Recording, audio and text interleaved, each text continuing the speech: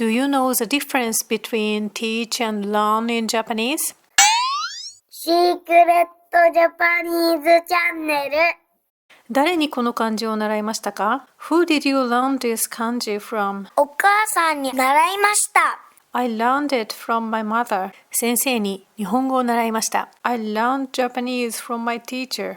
主語は学生、student です。習いましたは learned 過去形です。網羅は6、習いました。誰からこの漢字を習いましたか？ Who did you learn this kanji from? お母さんから習いました。I learned it from my mother. このようににだけではなくからも使うことができます。からは英語で from の意味です。忍者から習いました。I learned from ninja. この場合、くのいちからの視点の文章です。忍者から見ると、くのいちに教えました。I taught it to くのいちとなります。教えましたの時にはからは使えません。からは情報源や起点の誰かから知識やものを受け取るときに起点に対して使います。忍者からもらいましたのようにもらいましたにも使うことができます。学生に日本語を教えました。I taught Japanese to student. 主語は先生、teacher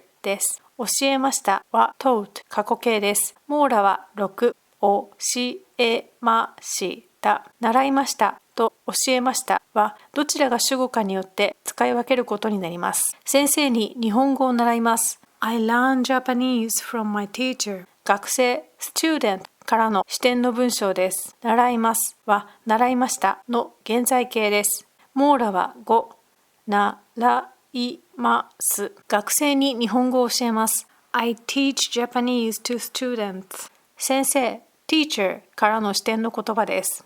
教えますは教えましたの現在形です。網羅は5、教えます。復習しましょう。忍者が先生の時は、くのいちの視点で忍者から習います。I learned it from ninja. 忍者の視点でくのいちに教えます。I teach it to くのいち。習いますと教えますもどっちが主語かによって使い分けることになります。注意しましょう。最後に日本語で言ってみましょう。誰からこの漢字を習いましたか？ Who did you learn this kanji from? お母さんから習いました。I learned it from my mother. またね。